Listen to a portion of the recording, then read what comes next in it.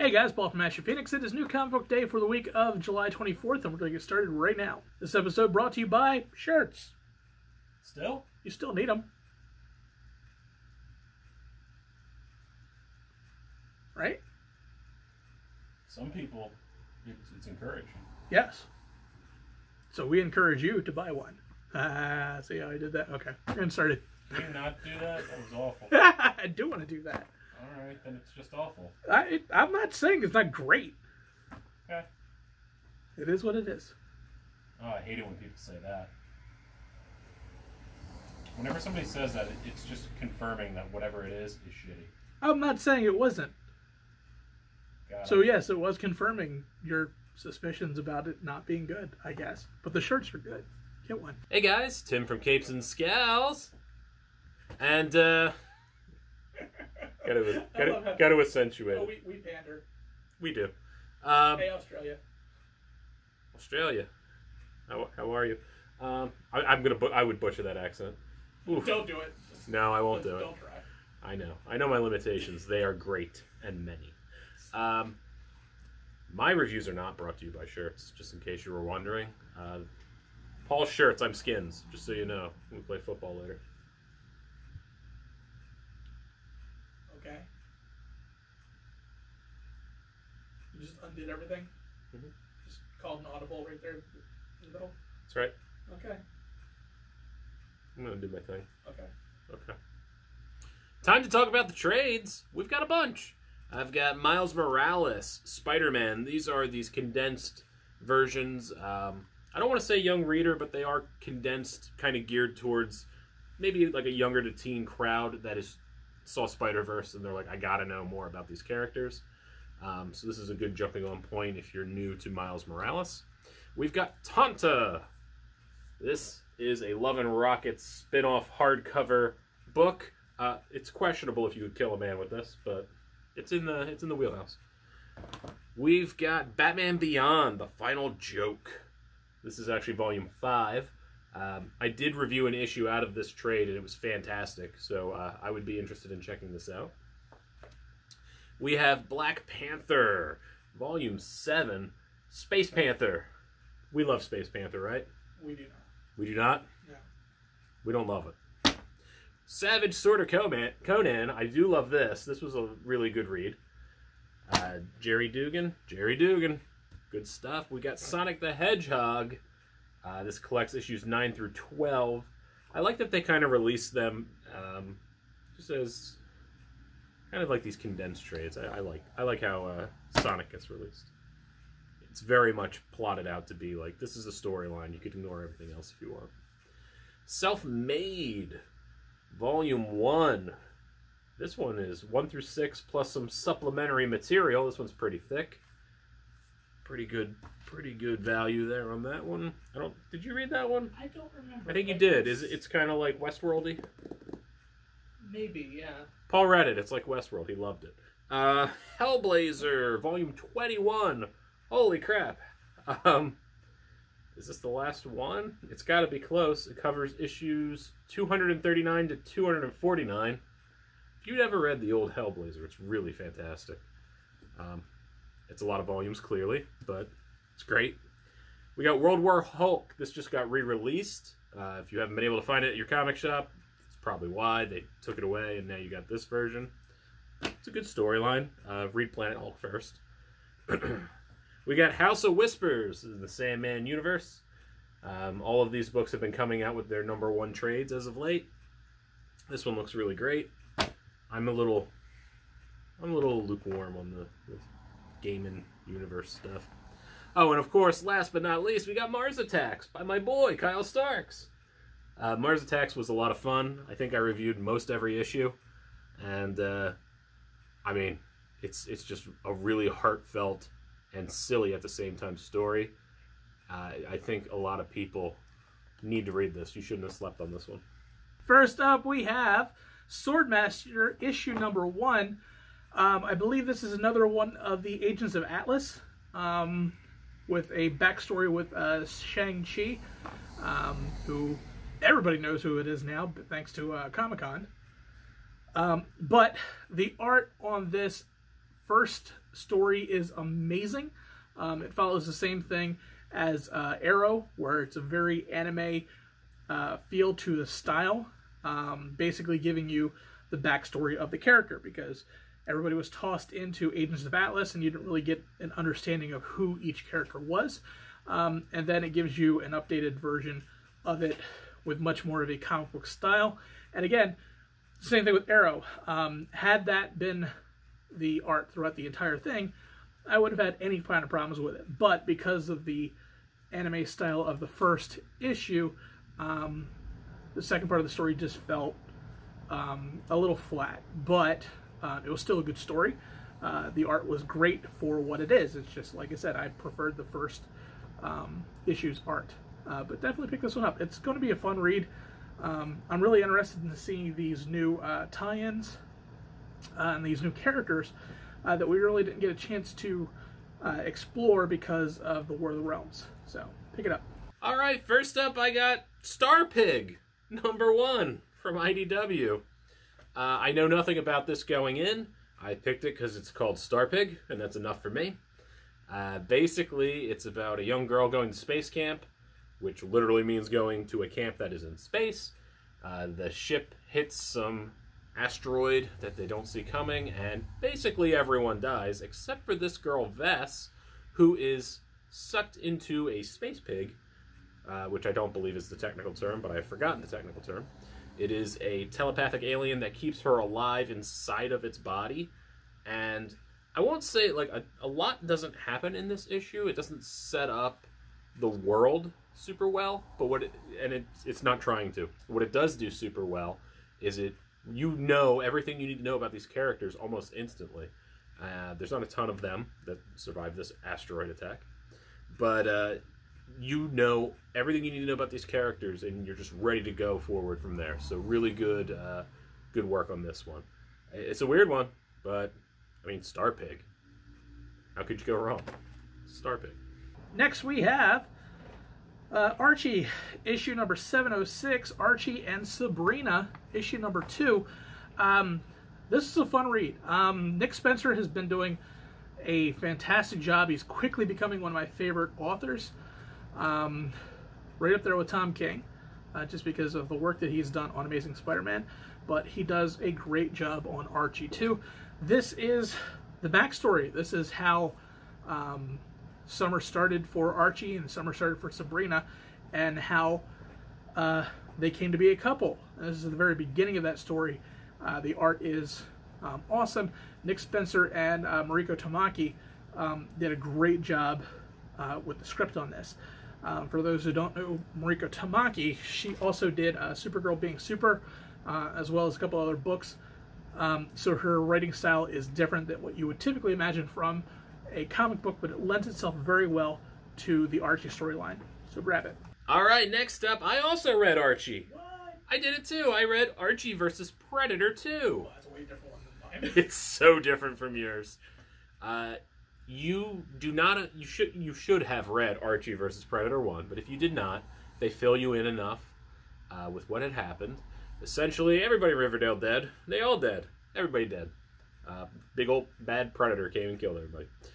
Your survivors are Betty and Veronica, and an oddball version of Archie. I won't really spoil it there. The dialogue for Archie is fantastic. It's pretty much just emojis and word balloons. And they're trying to get out of Riverdale. They're trying to find a way away from this alien invasion, these predators, and just all the violence. And it's kind of heartfelt at times, and it's kind of just odd at other times. There is a hint that there may be more predators coming, and there may be an alternate dimension theory. I just love how odd Archie can be, and how much they just own it. They even reference other Archie alternate universe comics in this. It was a lot of fun.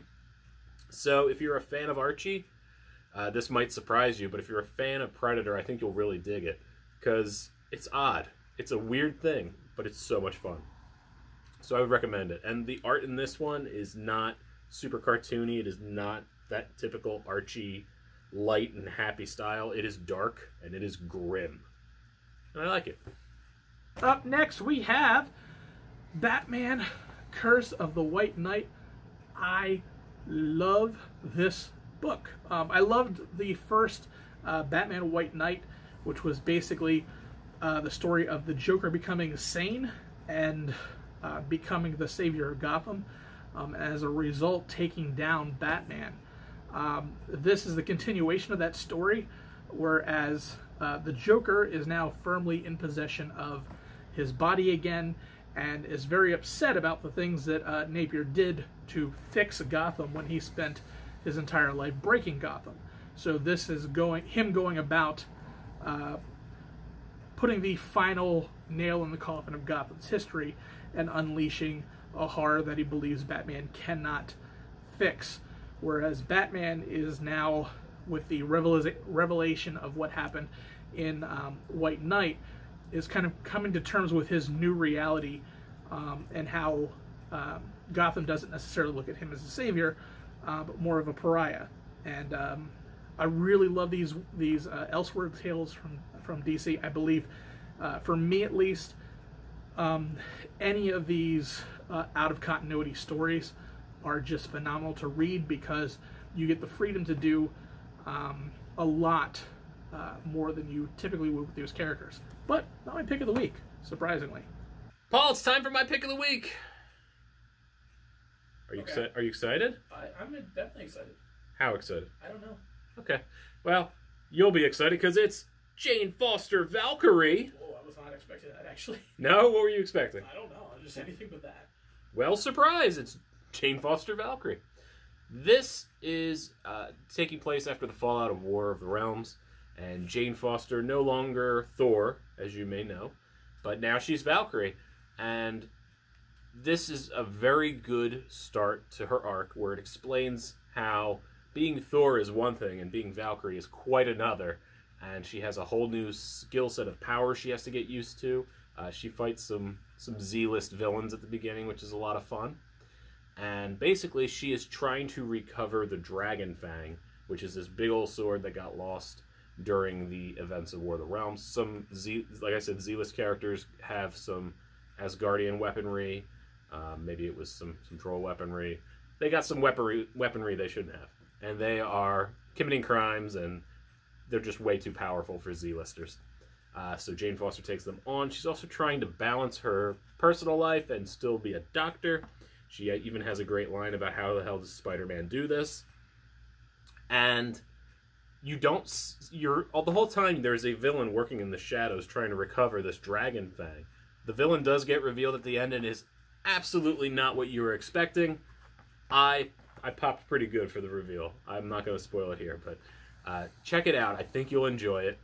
I cannot wait to read issue 2 because I want to see that slobber knocker. And I just like saying slobber knocker. So, fun book. This is written by Jason Aaron and Al Ewing. Those are the two best writers ever, I'm pretty sure. Everything Al Ewing touches is gold. And you know I've already gushed over Jason Aaron, so I won't do it again. Cafu, I guess is how you say the artist's name. Everything here was really fun and really well put together. And Muhammad Assar, who did Conan, with Jason Aaron did the cover. Just everything's great. This is just a really well put together book. So I think you owe it to yourself to check it out at least. What could my pick of the week be? It is House of X issue number 1, and I know that makes Tim just upset because Tim loves X-Men. And by loves, I mean heavily sarcastic on love. He hates everything about X-Men, to the point where he even doesn't like Chris Claremont. And he's considered widely as one of the best writers in the X-Men history.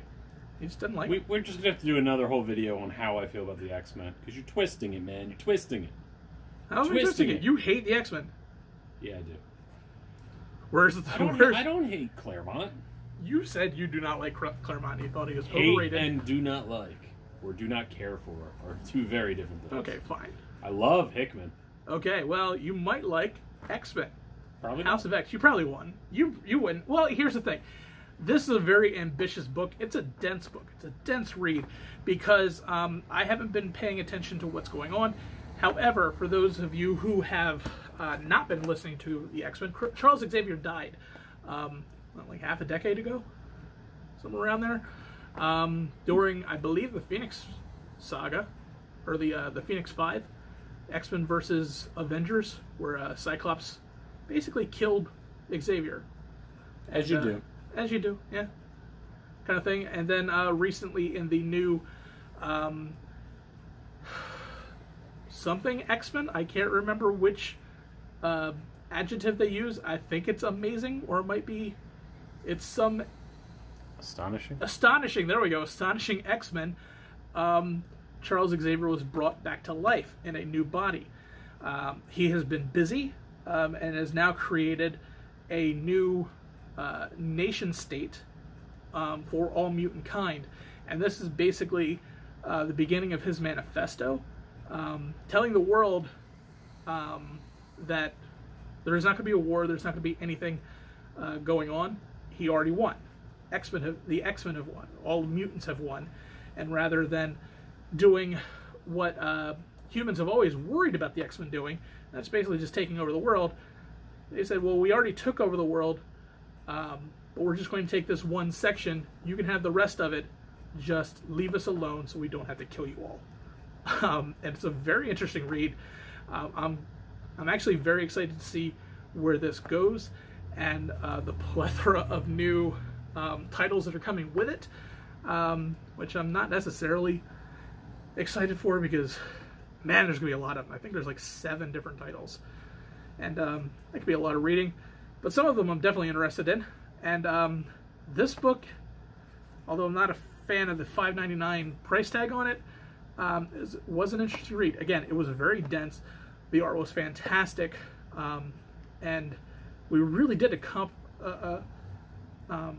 accomplish a lot in this story, and it really does touch on a lot of what's going on in the world around it, and how the humans are trying to deal with the fact that they lost. And yeah, so I'm definitely want to check on the rest of this series, and how Hickman takes the X-Men for the rest of his run. So I would definitely pick this one up, especially if you're an X-Men fan. Tim might even like it, but I'm not going to put that stamp of approval on it because we just don't know. Alright guys, that's the end of the video. We're done here. We are Epic Games affiliate thing. Paul, still doing that? Yep. You can still get a code or something. Just put, it's all in the description, I'm Team sure. Ashen with a dash in the middle. Team Ashen with a dash in the middle. We have a new t-shirt dropping soon. I'm very excited about. Paul, what's the ETA on that, roughly? Roughly. Probably 2 weeks at the most.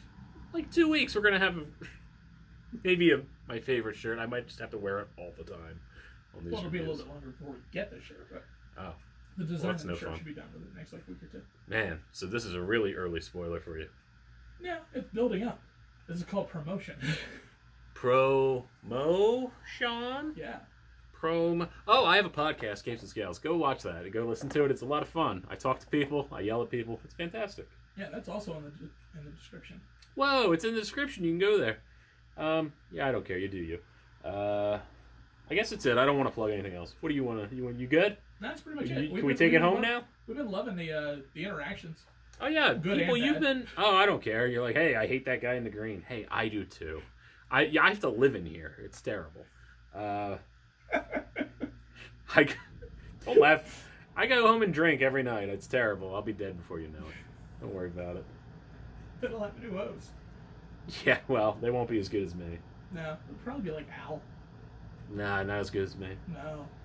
And then you'll see me go crazy.